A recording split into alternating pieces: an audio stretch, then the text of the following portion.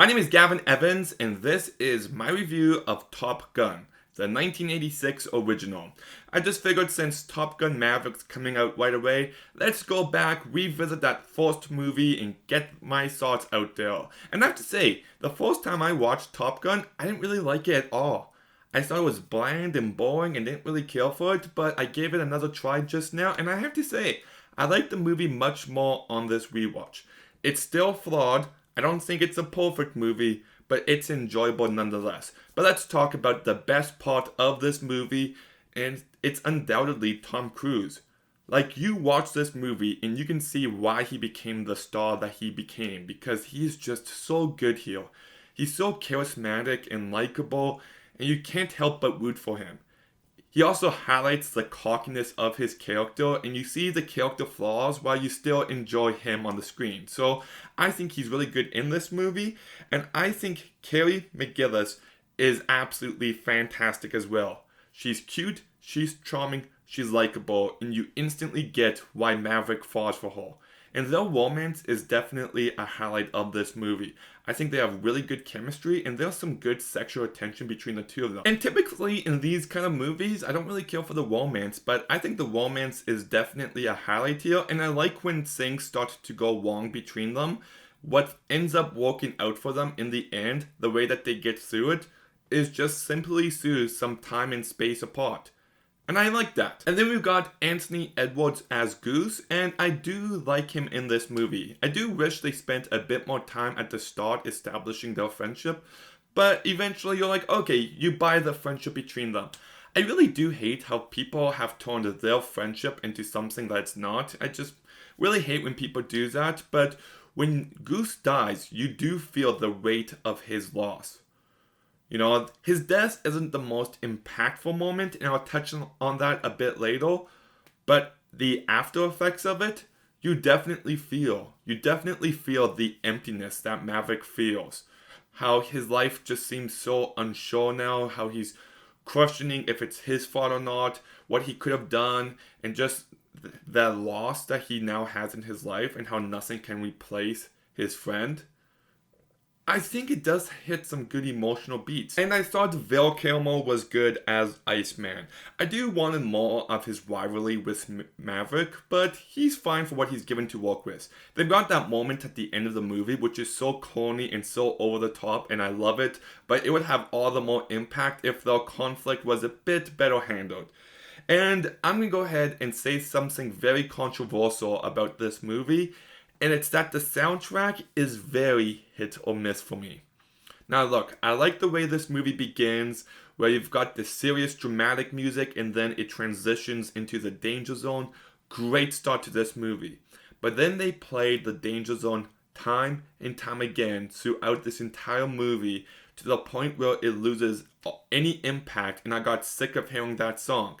If they had it at the start of this movie and at the very end, that's all you needed. The constant replay of it throughout just really got on my nerves after a while. And same as Take My Breath Away by Berlin. That's a great song, but they overdid it as well. Every time Charlie appears, that song starts playing, and I'm just like, okay, it's too much. And then they play it during the big moment where they get together, and it's just like, see, this is a moment it should have been introduced in. By this point, the song has been diluted. If this scene between the two of them was the first time we heard Take My Breath Away, it would have been a great moment. By that point, I got sick of it. The rest of the soundtrack is really good. I love Great Balls of Fire. Great Balls of Fire! That scene where they're singing it in the bar, I thought that was a really great moment. I love Hot Summer Night by Miami Sound Machine. Just a great soundtrack for the most part, but the usage of the two big songs from it does leave me a bit iffy on it, and I do think this movie is well directed. This couldn't have been an easy movie to make, and I do think Tony Scott did the best job that anybody could have done with it, with the technology available to them then. But unfortunately, I think one of my biggest negatives of this movie is the dogfights. Anytime they're in the air in this movie, I lose interest so fast. It's just so hard to tell what's going on, who's doing what, who's who, what's going on, and I just tune out. I don't think they're intense or thrilling. And because of that, it does bring down moments that should have big impact.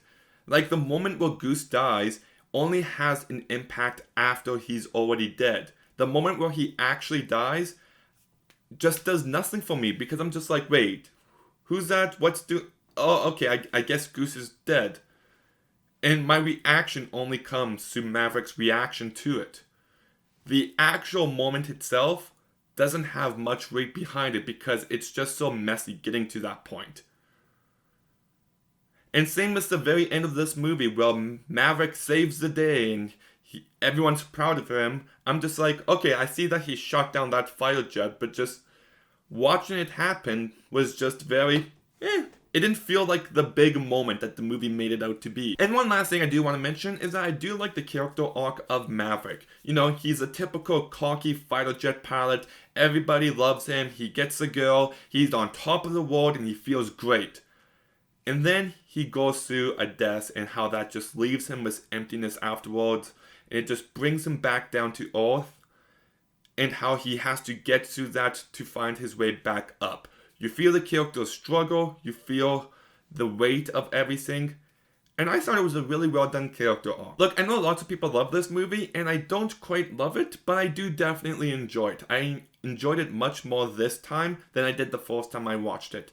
I think Tom Cruise and Carey McGillis are the two standards in this movie. They're just so charismatic and likable, and I really was invested in their romance.